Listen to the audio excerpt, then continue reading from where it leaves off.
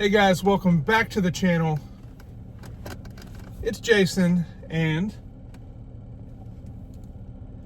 well, you know, Ian. And Ian, that's right. It's Jason and Ian, father and son.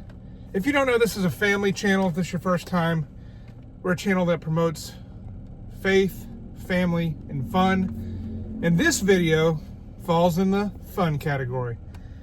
We're gonna do something a little bit different. If you like this kind of stuff, subscribe. Maybe we'll do something like this more in the future.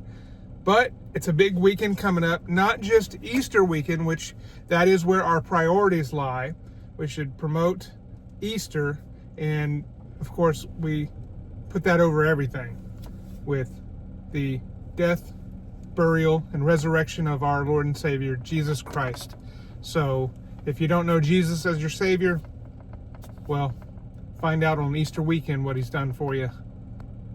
But what we're going to be talking about on this video, just something a little bit fun, is WrestleMania 41 predictions.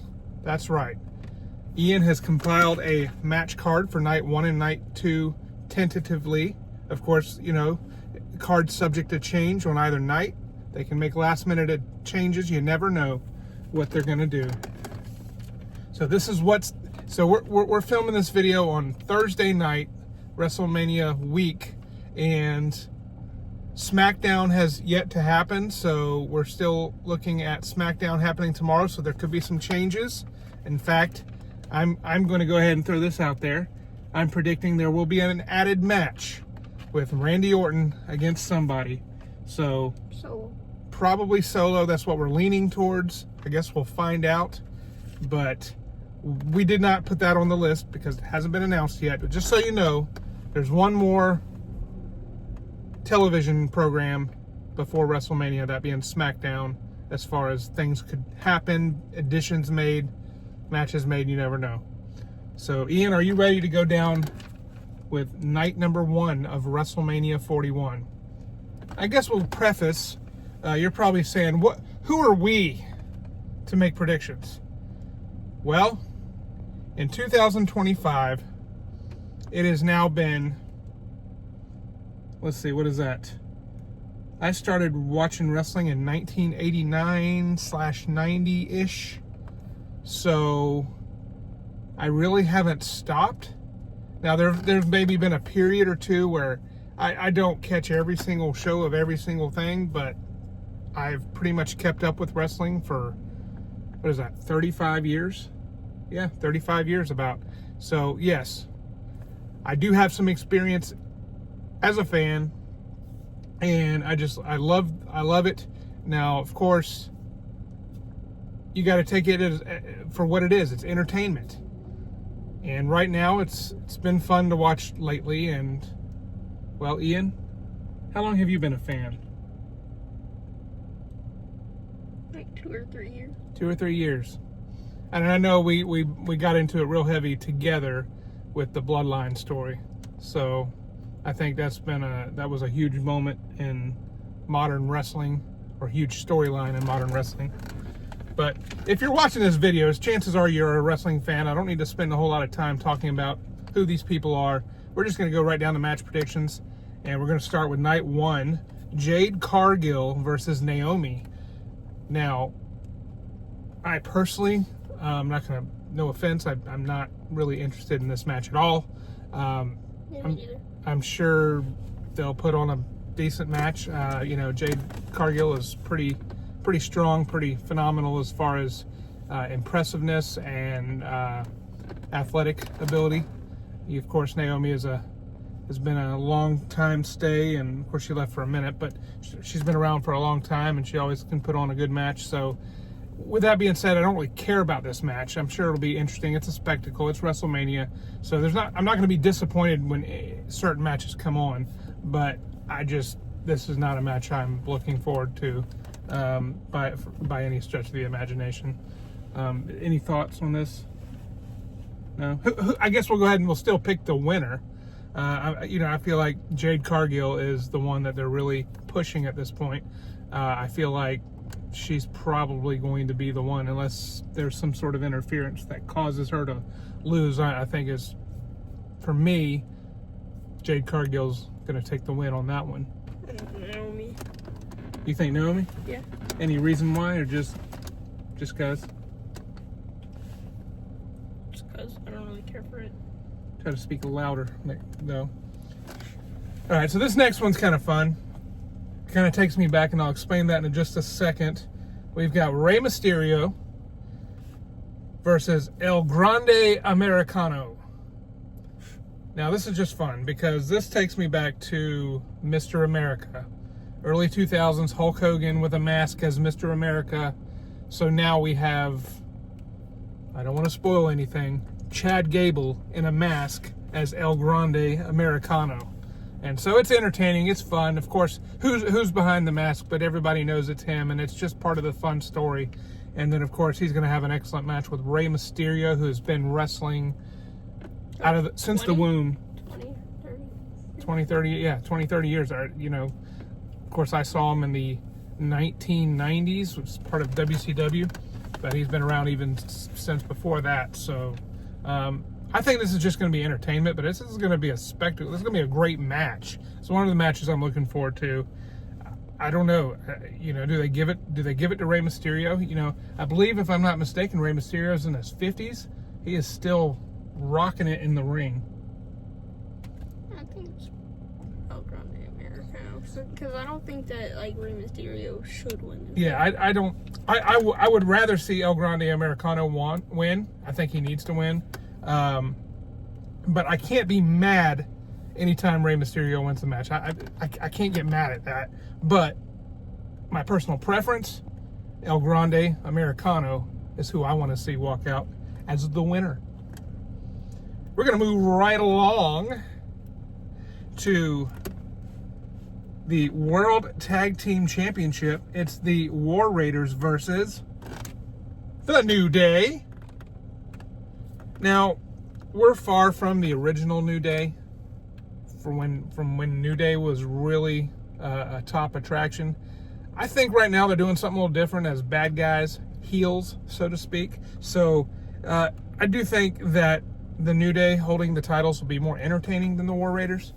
The War Raiders are just they're not clicking with me. I know they're kind of a throwback, old school, but I'm just not feeling it. Like, I feel like they're great athletes, big men that can fly around the ring. It's really interesting to see, and of course their gimmick is good. I mean, I don't know. It's just not doing anything for me as far as interest level. So if I had to pick between the two, I'm going to choose the New Day just because they're good on the microphone. They play good bad guys. I just think it would be more entertaining having them as the tag team champions. What do you think, Ian? I think the New Day, just because like the War Raiders, they're not doing anything with them. Right. And like the New Day, like the tag team championships don't feel like anything right now at the moment. Right. Because like they're just switching places every now and then. Like if the New Day actually have them, then they might mean something. Yeah. Yeah, I agree with you on that. What he's saying basically is like it depends on who has the championships and what they're focusing on. Sometimes the championship means something and sometimes it doesn't. And right now at this point in time, if you compare this from like a year ago, the tag team titles meant something, and right now they're just not. They're not focusing on them right now. So it feels like it's just kind of maybe with the New Day winning them, we can elevate those championships a little bit. And get some more interest on them. We're going to move on to Tiffany Stratton versus Charlotte Flair for the WWE Women's Championship. So I believe that it's certainly Tiffy time as far as her popularity and her quick rise to the top. I do think that it's not going to hurt her to lose to Charlotte right now.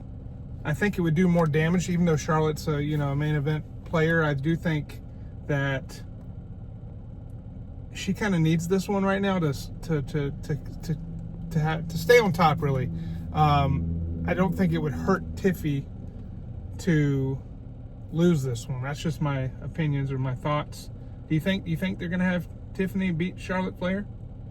I think Tiffany, because I think the exact opposite of you. Like, Tiffany Stratton is like just starting, right? Like, in her career, and Charlotte Flair's like had multiple championships and stuff, so it doesn't really make sense for Charlotte Flair to beat Tiffany Stratton. I'm honestly not going to be surprised at either outcome in this, because I think that if Tiffany loses, let's say Charlotte Flair cheats or something, and Tiffany loses it, then Tiffany can turn around and get it back at like SummerSlam or something. Like, I don't think it hurts Tiffany to lose, but I don't honestly. This match could go either way, but I'm gonna go with Charlotte Flair on this one as a prediction. So that's just that's what I'm going with. You said you're gonna go with Tiffany. All right. So we're gonna move on to the World Heavyweight Championship. Gunther versus Jey Uso. But before we get into that, I do want to say, talking about focusing on championships, I'm not crazy. Listen, I understand why Jey and Gunther are not main eventing, but I feel like it lessens the championship when you don't have the championship as the main event. You're basically saying you have two separate shows. You have Raw and SmackDown, and you have your SmackDown champion. He's closing the show with John Cena. And then you have your Raw champion. He's just placed somewhere on the card. It just it lessens the importance of the championship. And don't get me wrong, I understand that there's a high-profile main event for night one, but I just feel like they're missing something by not promoting the Raw championship as a main event championship. And I don't know. That's my personal opinion about the focus of the championship in that match. Now, with that being said, I know you want to show them your shirt. Show them your shirt. Yeet. Yeah, that's right. You know we're going to do a yeet in the video. Now, of course, everybody wants to see that moment. We all want to see that moment of Jey Uso winning the championship. It's been long enough. It's been long enough. I don't think there's much to be said on this one. If Gunther retains, I don't know what you do with Jey Uso from that point. I'm sure they'll do something. Maybe put him back together with Jimmy and they do something. But at this point, this is a Jey moment right here, and I think that's what we're going to get. So I think that's an easy prediction for me. If Gunther wins, will I be surprised? I guess nothing will be too shocking, but I think everybody wants that Jey Uso moment. What do you think? So, by the way, if you're still watching, let us know you're still watching. Maybe let us know by commenting, maybe by yeeting in the comments. That's right. Let us know you're still watching, and let us know your thoughts. Who do you think's going to win? But we're going to move on to the main event of night one. That's right. And we're looking at a three-way match, a triple threat. Seth Rollins versus Roman Reigns versus CM Punk. But the big what is the word I'm looking for? No, like there's a word I'm thinking of. The twist of the whole match. Yeah. Really is Paul Heyman. I think they're doing a great job making this match mean something, because you don't have a championship on the line. Generally, when you have a triple threat match, there's usually something at stake, and right now there's not a whole lot at stake other than bragging rights or just pride. But they're doing a great job by including the drama with Paul Heyman. As who is he going to be aligned with? He's going to be ringside or come to the ring with CM Punk. And I like how they're kind of pushing him as the OG Paul Heyman guy, when technically Paul Heyman's been around since, the 80s, managing people. So can't really say that, but I get why they're saying that. It's good for storyline from a mainstream perspective. I get it. Of course he was before Roman Reigns, but to say he's the OG, I don't know. I get it, but so whose side is he on? Against the tribal chief, Roman Reigns, CM Punk, and Seth Rollins. I don't know. Who are we going for, and why? I think Seth Rollins is the only one that can win this because, like, well, not. I wouldn't be surprised if somebody else won this, but like, I think that Roman Reigns and CM Punk are just too focused on like Paul Heyman. Right. Well, Seth Rollins is just like sitting back and watching this happen, and that he can just take advantage of that in the match. And I actually agree with that. I think this would be a good opportunity for them to put the spotlight on Seth. Last year, WrestleMania 40 was a fantastic main event. 2 nights in a row with Seth being involved, but he kind of took the back seat. He was kind of like Cody's sidekick while Cody got the spotlight. And I think this year, if you have Seth win, that's a big moment for Seth, and he could get a little bit of that spotlight as far as, you know, his push goes, or his you know, prestige. I don't know what word I'm looking for here, but I think you're right. I'm honestly not going to be disappointed at who wins this match. Like I said, it's going to be interesting. Any more thoughts on the night one main event? Yeah, I think you're right. I think the Paul Heyman stuff will be fun. There'll be some teases on whose side he's going to be on, and he's just such a great actor, and I'm looking forward to just seeing how that plays out. I'm going to move on to night number 2, WrestleMania. And like I said, these matches are the matches that are tentative for nights 1 and night 2. Now, whether they're the order that they're going to happen, I don't know. But night 2, we have AJ Styles versus Logan Paul. And let me tell you, this match kind of feels thrown together, but in a good way. Like, I feel like this is going to be similar to like Logan Paul Ricochet. It's just going to be a stunt fest. It's going to be it has potential to be a match of the night or a match of the weekend. I believe it's going to be a phenomenal match. I honestly think AJ Styles needs the momentum. He needs to win a big one. I don't think it'll hurt Logan if AJ Styles wins, but either way, I don't think it hurts either of them any worse if whoever wins. What do you think about this match? I think Logan Paul is winning just because AJ Styles is like in his 40s, and like he's about to retire anyways.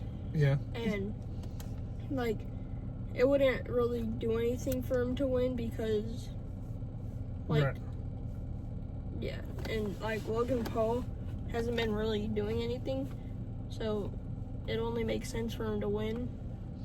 Yeah. Either way, it's going to be one of the most entertaining matches to watch, I'm sure. I enjoy the character of Logan Paul. He's a great throwback heel. He's being in the business for such a short time, he has really picked up the entertainment aspect of it. And wow, if you just know, look at him and how he performs in the ring, you would think he's been doing it for 10, 20 years.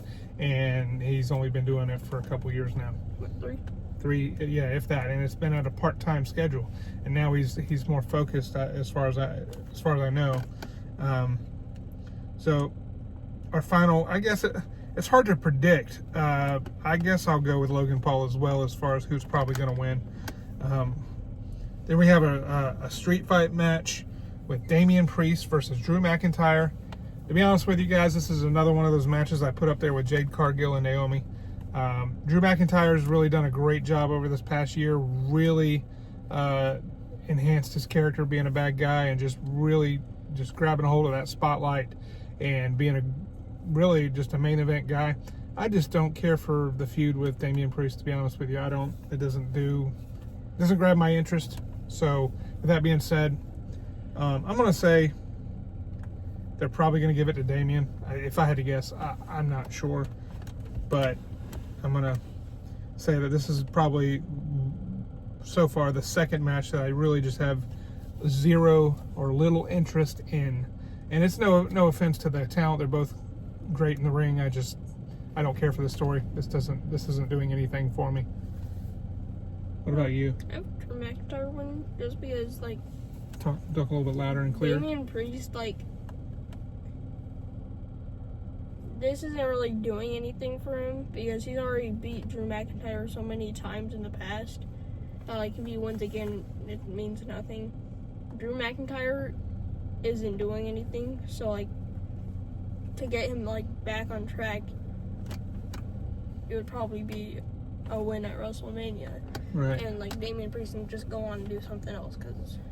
Right.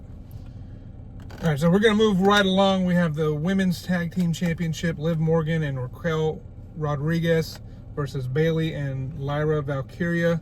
You know, I guess they're trying to... Too many championships, in my opinion, but they're trying to make something out of this. I don't really see... be honest with you, who do you think has it? Bayley and Lyra. I mean... Yeah. Honestly, I'm not going to be surprised either way. I mean, the reason you would maybe keep it with Liv Morgan and Raquel would be because of the Judgment Day faction, and more gold always makes factions look good. But other than that, I really don't think this match has a whole lot going for it. I mean, I'm sure it'll be an interesting match. Because Liv and Raquel, like, they're like two like good of women wrestlers, Right. to just have like those titles, Right. and with like all the like feuds and like the Judgment Day going on, like I think they should just give up like on the title Right. like part and focus on the Judgment Day, because I agree. it's like 2 or 3 different stories in the Judgment Day happening at once. Right. And I think the Judgment Day honestly has kind of run its course. I think they could, although I think, you know, Carlito, they're missing out on using Carlito as a top talent because of his history and his big moments he's had in WrestleMania moments and all those things, that he's such an awesome entertainment on the microphone that they're just, I feel like maybe they're going to start using him a little bit more, but I don't understand why he's just kind of been taking a back seat lately, and I think that's a miss by WWE. You got a big time star like Carlito, and you just kind of have him in the background for Judgment Day. I just don't. I'm not understanding that at all. But then again, I was around when Carlito had his big moments with John Cena and Stone Cold Steve Austin and just, you know, all those things. So you did miss a match on here, unless it wasn't listed. The LA Knight versus Jacob Fatu. Yeah. That's okay. Well, we'll go ahead. It wasn't on there, so. Okay. So hopefully we're not missing another match, but it wasn't listed on here, and it's actually a match I'm looking forward to. Jacob Fatu versus LA Knight. 2 of my favorites, actually. And this is, I hate to say this is one of my top matches I'm looking forward to, because LA Knight's obviously, he's kind of a throwback to your Austin. Everybody, he gets a lot of comparisons to The Rock and Austin and all that. He's very entertaining. And then Jacob Fatu has just been on a roll, and he is money. He's one of those people that has his presence in the ring. He's entertaining to watch. He's just got that, what they call that, the Riz. He's got that charisma. The aura. Yeah, he's almost got a Lesnar-like aura to him, and I'm just excited. So while I don't want to see LA Knight necessarily lose the championship, man, I'm not going to be disappointed if Jacob Fatu gets this, because he is going to be a WrestleMania main eventer. Not that LA Knight won't be, but just the potential. The sky is the limit for really both these guys. So I'm excited. This is one of the matches I'm looking forward to. Jacob Fatu versus LA Knight. What about you? Yeah, I think this is going to be a quick match, like 1 minute, 2 minutes. I hope not. I hope they at least let LA Knight really put on, you know, a good show with him. I hope it's not a quick match. I mean, the only reason I say that is because, like, Jacob Fatu, like, he's like unstoppable and like all this stuff, and it wouldn't make sense for him to like be struggling in the match or anything. And so, like, yeah. Right. I mean, unless they do something where it's like Jacob Fatu is still like just beating him up, but like, I don't know. I think it's gonna be quick and Jacob Fatu gets the championship. Right. But yeah. I'm with you. We'll see. The Intercontinental Championship 4-way, we've got Braun Breaker versus Dominic Mysterio versus Penta versus Finn Balor. Now, Braun Breaker, talking about future main eventers, this guy he's got it going on. I mean, I'm telling you, Braun Breaker versus Jacob Fatu is going to be a WrestleMania main event sometime in the future, I promise you. But right now, I think you could take the title off of Breaker in this 4-way match without beating Breaker, unless it's an elimination match. I don't think it's elimination, right? So if it's not elimination, if you were trying to take the title off of Breaker so that you can move him up the roster, that would be interesting.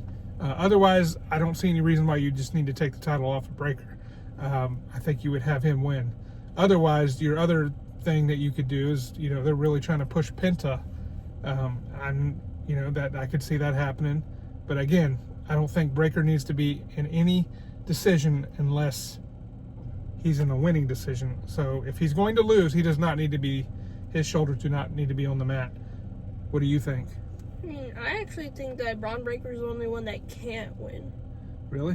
Yeah, because with the Judgment Day, if Finn Balor wins, he's gonna be bragging. Yeah. Till the Judgment Day, and that's gonna make them kick him out. If Dominic Mysterio wins, Finn Balor's gonna get mad at him, and he's gonna get This is one of the, yeah. And Penta, they're trying to push him up on popularity and went up on the roster, and if he wins the Intercontinental Championship, then that'll So I'm really not going to be disappointed if they get, I could see them doing either way. Like you said, if Breaker loses, though, he's not going to be the one getting pinned or submitting, because I don't think you need to have him do that. But if he does lose, it'll definitely be because maybe, like you said, Finn Balor has something to brag about at, a Judgment Day, or some drama to happen if Dominic wins. I think I have Penta winning, but if it's not Penta, I think it's Dominic Mysterio, actually, because then it would be cool if Dominic Mysterio actually pinned Finn Balor to win the title. That would actually be cool. So, they could do a lot of things with this match. This will be interesting to see, the Intercontinental Championship. I hope Dominic Mysterio actually wins, but to see him have a singles title would be interesting. Other than didn't he have something in NXT? He had the champion, the North American. Right. All right, 2 more matches that we have on the card. If we're missing anything, guys, it's because either we forgot it or it hasn't been announced yet. So like I said, we're recording this on the Thursday before SmackDown, the weekend of WrestleMania. Last 2 matches, we've got the Triple Threat Women's World Championship, Io Sky versus Rhea Ripley versus Bianca Belair. I'm going to be real quick with this. I think it's probably going to be Bianca's night, but that's a guess. Honestly, I don't think Io Sky's retaining, but I'm not going to be surprised if it's Bianca or Rhea. I guess I'm going to slightly lean towards Bianca having this or winning this at WrestleMania. What do you think? I think Bianca is the only person that can win, because Io Sky, she's in damage control and all this stuff, and so to have her as the best championship for the women, right, and be in a group, so she'll be focusing on 2 things doesn't make sense.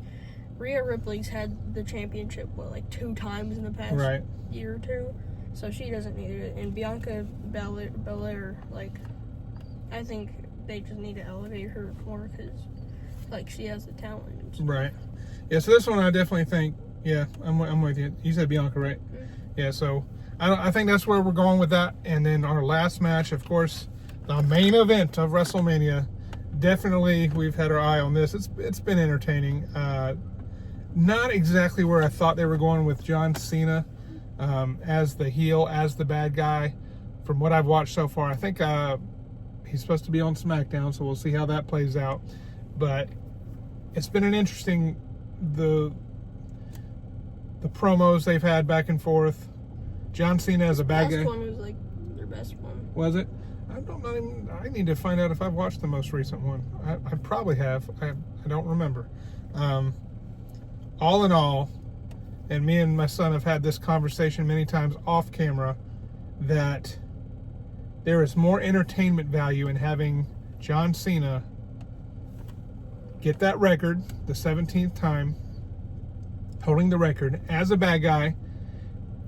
And I'm going to go old school with this. When you have a bad guy who you can chase as a champion, the bad guy having the title and the good guy chasing him, that's money right there. That's old school. That's, 1980s, early 90s with Ric Flair as the champion and people chasing him trying to get the title. That's just, I don't know. To me, there's more money in John Cena winning, and then you have Cody or whoever chasing. There's plenty of matches you can have with John Cena's final year.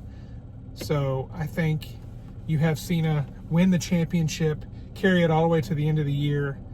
Almost feels like he's going to actually do what he says, retiring with the championship, and somebody beats him maybe, or maybe he retires with the championship. I don't know. To me, that's what I'd like to see. Yeah, I think John Cena is like the only person that can win. Like Cody Rhodes, what's he gonna do with the title after this if he does win? John Cena is in like the highest place, right, and in the company, and I think The Rock's going to be involved. I don't think Cena's winning cleanly, which I think The Rock will probably be involved to some extent, or maybe somebody will return. I don't know what's going to happen. I think they're going to pull out all the stops. I think they have WrestleMania 40 in the rearview mirror with all the stops they pulled out with that. I don't think they can do this match without doing something special. Yeah, and like what John Cena said, he was gonna retire with the title and make them make their own toy belt or whatever. Yeah. I think it would be cool if he actually did have the title, so nobody could have that storyline would be kind of cool. Right. Well, I think that it's been a quick rundown. Been about 30 minutes. We got to go. I got to be somewhere. I got to be actually at the church. We're preparing for Easter services. And guys, this has been fun. If you want to see more stuff like this, we try to watch at least the big events. We may not catch every single little Monday night or Friday night show, but we try to watch the pay-per-views, or I should say, not the pay-per-views anymore. That's what we used to call them, the premium live events. So we try to have fun with those, and so maybe we can do more of those. And we typically watch mainly WWE products. We don't watch a whole lot of the other stuff. Sorry, guys. It's just what we have time for and just what we're able to do. But, guys, we hope you're having a blessed day wherever and whenever you are. Any final thoughts, Ian? Guys, let us know what you're thinking of. Are you watching WrestleMania this weekend? I know with Easter, it's kind of weird that WrestleMania is falling on Easter this time, or whichever the case. But, guys, again, most importantly, what's most important this time is that you spend time with your family, that you know Jesus Christ as your personal Lord and Savior. And it's without Him, we're not looking at a good eternity.